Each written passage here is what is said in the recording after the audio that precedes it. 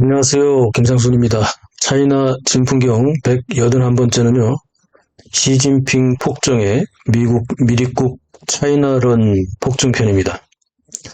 경제 대국이라 자처하는 중국, 세계에서 가장 안전하고 인민들의 행복지수가 가장 높다고 자화자찬하는 공산당이 통치하는 중국의 경제는 시진핑의 지난 10년간의 폭정으로 개혁 개방으로 일구었던 경제 발전의 효과를 사라지게 하고 있습니다. 자업자득이죠.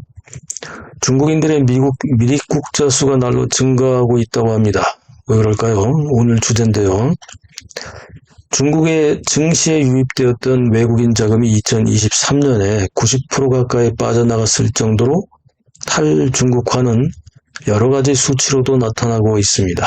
이미 2020년부터 22년까지 3년간의 무지몽매한 시진핑의 제로 코로나 정책으로 정상적인 생산과 유통 및 판매가 불가능했을 때부터 이미 글로벌 자본과 기업은 서둘러 탈중국화에 나섰었죠. 이미 이 채널에서 여러 번 말씀드렸습니다만 중국 글로벌 생산기지의 대체지로 급부상하고 있던 인도와 베트남 및 동남아 국가들은 뜻하지 않은 호황을 맞은 셈이 됐습니다. 그죠?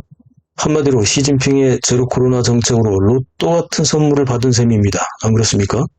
한국의 대기업과 중소기업들은 물론이고 일본이나 애플과 같은 미국 기업들도 한탄하던 중국의 생산기지와 공급 체인망을 서서히 인도와 베트남 등으로 이전시켜버렸습니다. 지금도 그러고 있죠. 시진핑이 뒤늦게 작년 말 상하이를 방문해서 해외 기업에 대한 투자와 경영 환경 안정을 보장하겠다고 또 설레발을 쳤지만 이미 싸늘하게 식은 시장의 신뢰도는 차이나 런 사태를 막을 수 없는 공허한 호소였을 뿐이죠. 그러게 있을 때 잘하라는 말이 지금 중국의 상황처럼 딱 들어맞는 경우도 드물죠. 그죠? 자, 중국을 비호하던 친중파들마저도 지금은 탈중국화 현상에 대해 인정하지 않을 수 없을 정도로 중국의 경제 몰락은 현실이 되고 있습니다. 게다가 한 해에 1000만 명이 넘는 대학생을 배출하기 시작한 중국은 그러나 청년 실업 대란이라는 또 다른 암철을 만났습니다. 대학생 취업률이 급감하자 중공 당국은 급기야 부랴부랴 청년 취업률 통계 발표를 중단했습니다. 그런데 여러분 생각해 보십시오. 통계 발표를 하던 걸 중단한다? 이 당국이 중단하는 것 자체만 해도 이미 현실을 인정한 게 되는 건데요.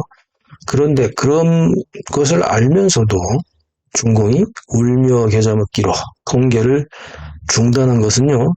차라리 이미 다 아는 거 깜깜이 전술로 충격을 완화해보자 이런 속셈이 있는 거죠. 어거지에 불과한 건데요. 이와 관련된 상세한 내용은 중국의 청년 실업 대란 편에서 따로 다루도록 하겠습니다. 자, 중국의 해외 유학생들은 어떨까요? 불과 몇 년 전만 해도요. 해외에서 학위를 따서 귀국하면 원하는 곳에 마음대로 취업할 수 있는 기회가 엄청나게 있었습니다. 모두들 길을 쓰고 그래서 해외 유학을 보내고 가고 이랬었는데요. 지금은 2018년 미국과의 무역전쟁과 이어진 패권전쟁으로 중국 유학생들은 미국에서요.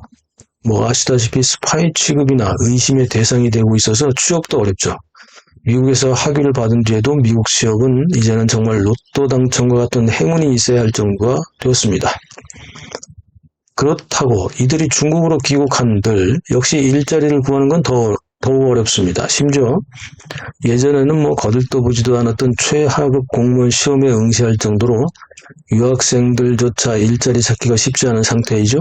게다가 중국의 북경대나 칭화대, 명문대 출신들도 일단 안정적인 수입이 보장되기 때문에 청소직에 응모할 정도로 청년 실업이 큰 문제가 되고 말았습니다.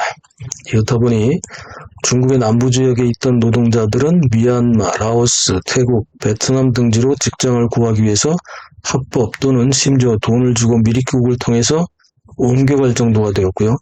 아예 아메리칸 드림을 꿈꾸며 미국으로의 불법 이주를 떠나는 사람들이 점점 더 늘고 있다고 합니다. 이 미국으로 미입국하는 남미와 중남미 사람들 틈에 섞인 중국인들이 점차 늘고 있다는 건데요. 작년 2023년 1월부터 11월까지 나온 통계, 미국 정부 통계에 기록된 자료를 보면 총 3만 1,000여 명의 중국인이 멕시코와 미국 국경 주변에서 불법 입국을 시도하다 적발되었다고 합니다. 이 수치는 지난 10년 동안 연평균 1,500명 정도에 불과하던 것과 비교하면 무려 20배가 넘는 증가를 작년 한 해에 보인 것입니다. 중국인들의 미국 불법 이주 루트는 어떻게 될까요?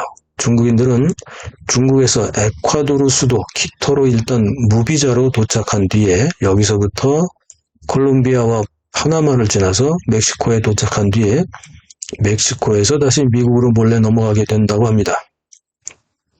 그런데 이 과정이 결코 순탄치 않은, 말 그대로 이게 죽음을 각오한 고난의 행군이라고 하네요.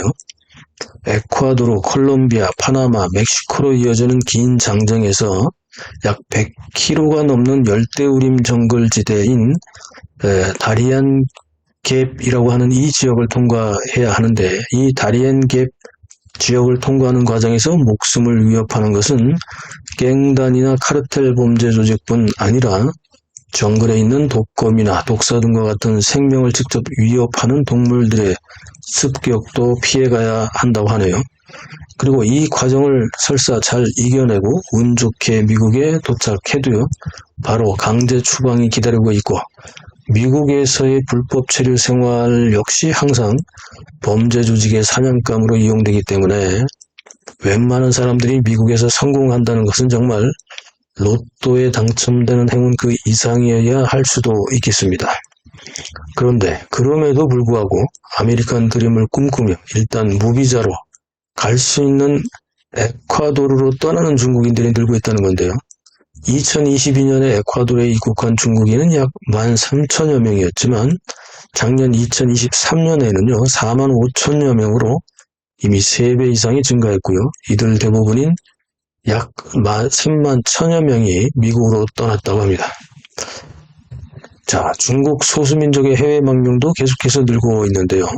2013년에는 약 25,000여 명이었지만 2023년에는 6월까지 6개월 동안에만 약 12만 명 이상이 망명을 하고 있다고 합니다. 이들은 주로 신장 위구르 자치구지역의 위구르족이나 티베트 자치구의 티베트족이 다수를 차지하고 있다고 하는데요.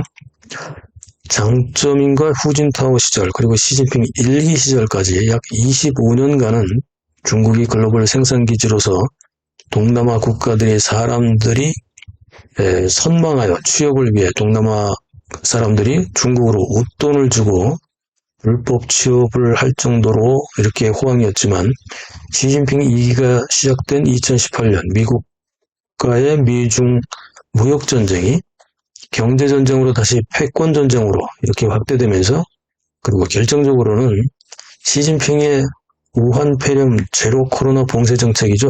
이것 때문에 생산과 유통이 중단되고 봉쇄되면서 중국 경제는 하락의 길로 추락해버렸습니다. 자, 이제 중국인들은 심지어 칠밥통이라던 공무원들마저 임금체불의 시위에 나섰고요. 같은 공무원인 경찰이 공무원의 임금체불 시위를 단속하고 제압하는 지경에 빠지고 있습니다. 호황이었던 지난 25년간의 시간은 지나갔고 시진핑 2기부터 지금까지 약 6년의 시간 동안 중국은 지금 인민과 정부 모두 과도한 채무와 경기 불황에 생존을 걱정해야 하는 경제적, 사회적 혼란기에 빠져들고 있습니다. 중국인들의 이민은 아직 정치적 망명이 아닌 생존을 위한 불법 이주지만요. 그만큼 중국 사회의 경제적, 사회적 혼란이 가중되고 있음을 증명하죠. 소수민족들은 정치적 망명이지만 중국 한족들, 중국인들은 이제 생존을 위해 가고 있죠. 자, 남미나 중남미 사람들의 미국 불법 이주 대열에 중국인들이 대거 목숨을 걸고 참여하는 현실, 어떻게 생각하십니까? 이 주제에 대한 소감은 댓글에 남겨주시고 구독이 자동 취소되고 있는지 확인해 주십시오. SNS 공유, 구독, 알림, 좋아요 눌러서 응원해 주시고요. 감사합니다.